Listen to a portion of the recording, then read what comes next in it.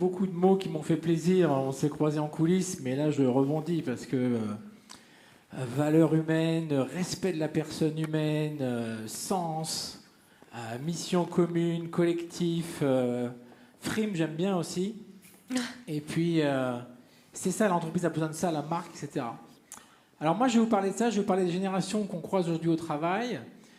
Moi, je passe mes journées à aller en entreprise, en association, dans les services publics, pour parler d'engagement. J'aime bien le terme engagement, management aussi, mais j'aime bien le terme d'engagement générationnel, intergénérationnel. Et c'est vrai que tout à l'heure, on parlait de conflits. Aujourd'hui, ça coince dans les entreprises. Et l'idée, c'est de voir comment on peut faire avancer les choses. Alors, je vais revenir sur effectivement des rituels, des bonnes pratiques que le général nous a indiquées qu'on doit retrouver en entreprise. Mais d'abord, un petit panorama pour voir un peu où on en est. Aujourd'hui, vous avez, alors elle n'est pas représentée sur scène parce qu'il manque un sigle, mais vous avez 4 générations au travail, plus les enfants en alpha, et on commence par les baby boomers, donc les 59 ans et plus, ils sont encore là pour quelques années.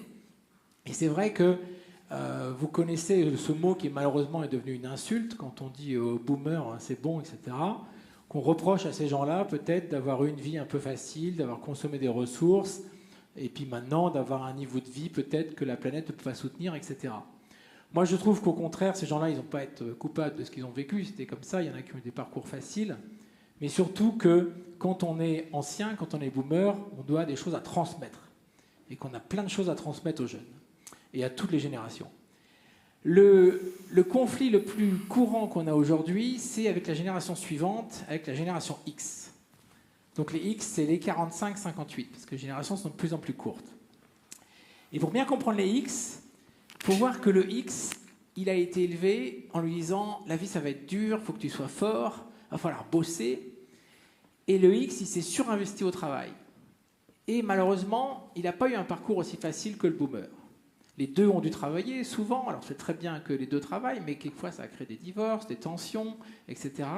Et donc la génération X, qu'on appelle aussi génération sandwich, s'est retrouvée coincée justement entre des générations avant pour qui ça avait été un peu mieux à chaque fois, à chaque génération. Et là, pour la première fois, on s'est dit ça va être moins bien qu'avant, c'est plus dur, le boulot c'est plus dur, etc., etc.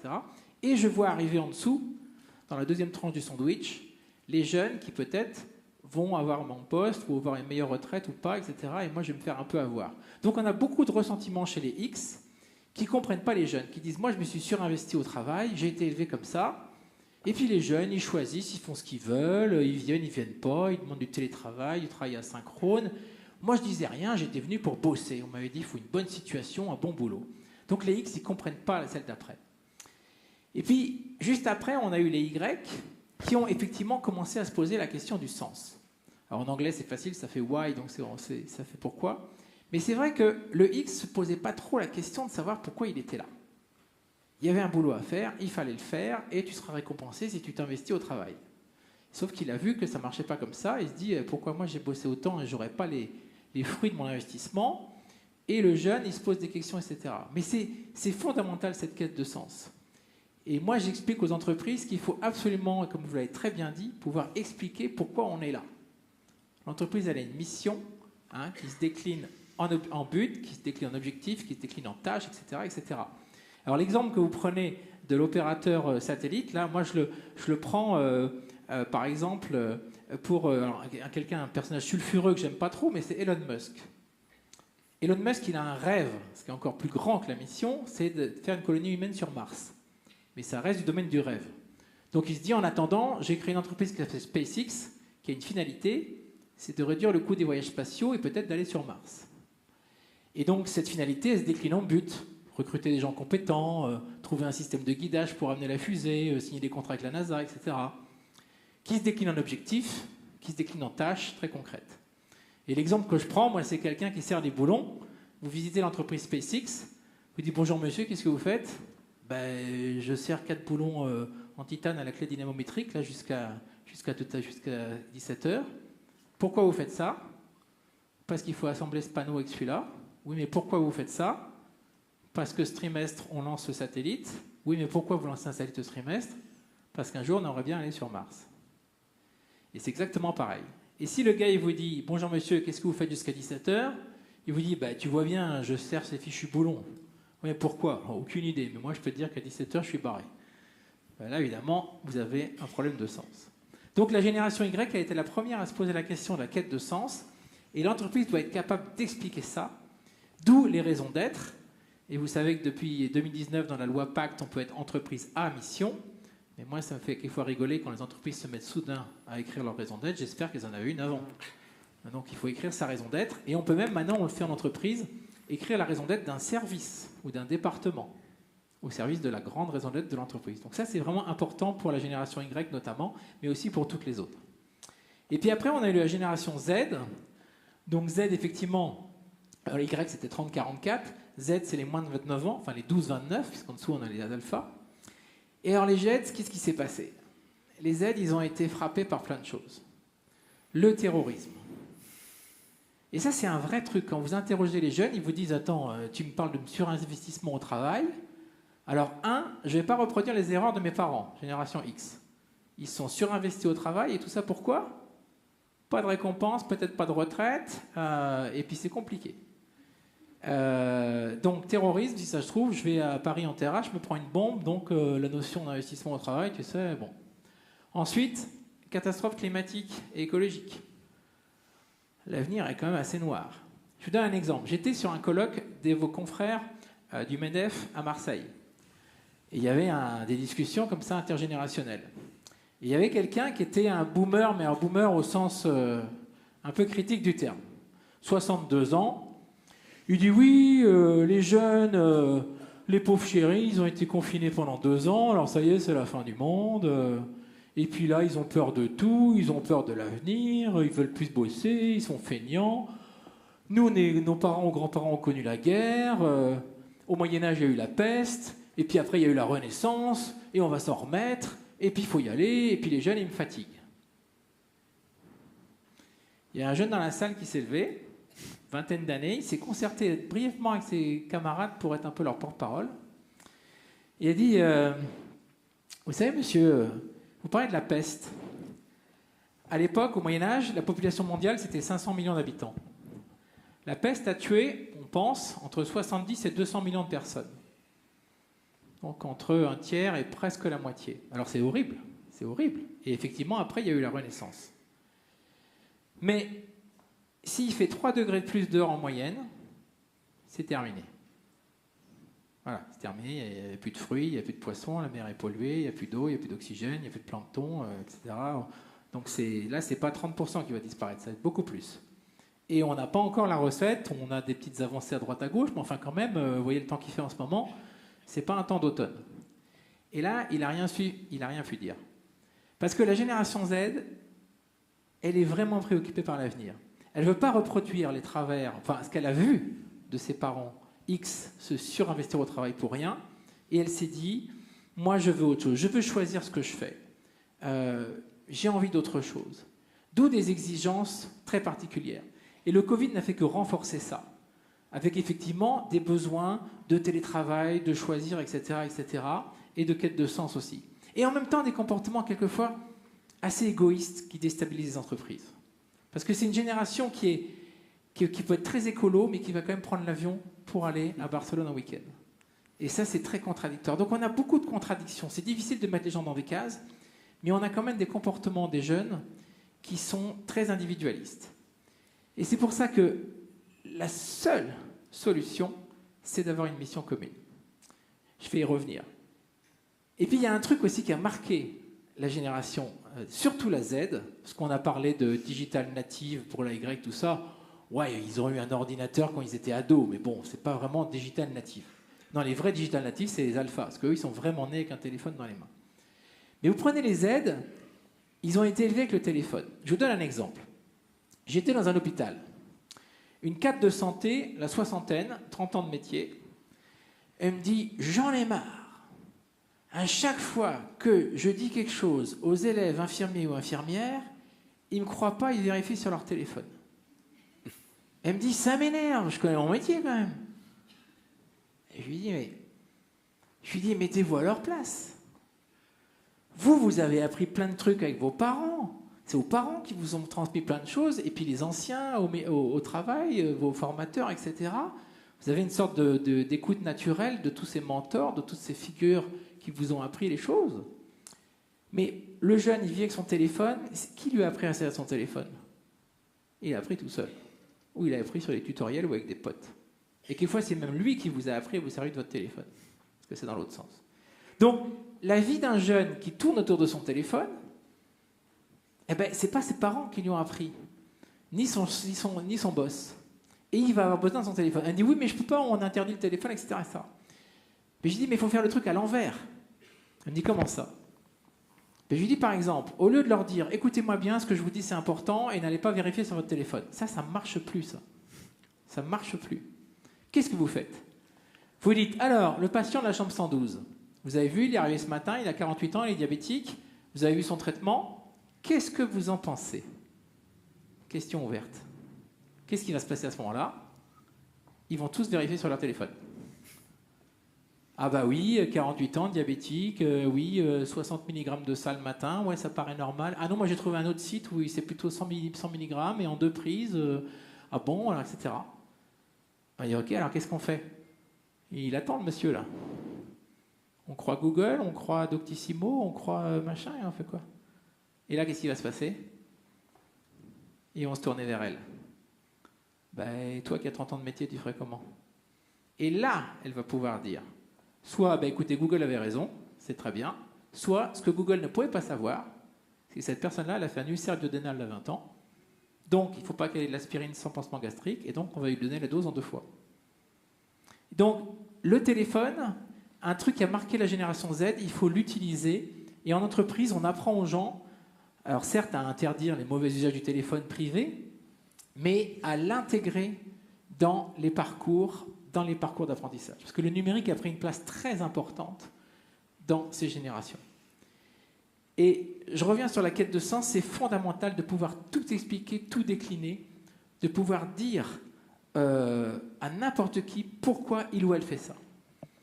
Et plein de questions ouvertes, plein de questions sur l'épanouissement. Et j'ai bien aimé ce que vous avez dit effectivement sur l'écoute des gens, parce que avant, au boulot, on disait voilà le boulot, donc voilà de quoi on parle, et voilà comment tu vas le faire. On a vu l'entretien d'embauche en 93. Hein. C'est ton manager qui fixe les objectifs et tu auras intérêt à les suivre. Quoi, comment, c'est tout. Maintenant, c'est qui es-tu? Et je vais te dire qui je suis. Nous allons faire connaissance. Qui d'abord? Et on vous avait dit, on fait connaissance avec les jeunes recrues. Qui es-tu? On va vraiment prendre le temps de faire connaissance tous les deux. Ensuite, pourquoi es-tu là? À quoi sert l'entreprise? Quelle est la raison d'être? Comment tu vois les choses? Comment tu vois ta contribution à cette mission commune? Tu as bien compris ce qu'on fait ici? Tu as bien compris à quoi on sert? Qu'est-ce que tu en penses, etc. Donc, qui, pourquoi? Et après, une fois que le qui aura été partagé, que le pourquoi sera clair, on pourra dire, ben voilà ce que je te propose, ou voilà un peu ton poste, qu'est-ce que tu en penses, et comment tu vois les choses, et le comment sera interrogatif. Ce ne sera pas un comment, tu vas faire comme ça. Donc ça a vraiment changé, et aujourd'hui c'est qui, pourquoi, quoi, comment, dans cet ordre-là, et c'est comme ça qu'on va impliquer les jeunes. Et beaucoup de questions ouvertes, par exemple des questions qu'on ne posait jamais à l'entretien d'embauche. Qu'est-ce que tu attends de ce poste à titre personnel, en matière d'épanouissement personnel, de grandir, etc., etc. Question qu'on ne posait pas avant. Il y avait un boulot à faire, très bien, vous avez un CV qui correspond aux besoins, etc. Question très ouverte, très importante. Je vous donne un autre exemple de différence générationnelle. J'étais dans un EHPAD le matin à 7h du matin au briefing en cuisine. Le chef, 54 ans, sympa, mais un peu à l'ancienne quand même. Bon, alors bonjour tout le monde. Alors hier on a commencé les entrées froides. Alors toi tu vas faire ça, toi tu fais les desserts, toi c'est bon. Et il voit le jeune apprenti, 16 ans, tablier froissé. Il dit qu'est-ce que c'est que ça? Je parie que tu as acheté ton truc en boule dans ton casier hier soir. Ah oui chef, pardon chef, excusez-moi chef.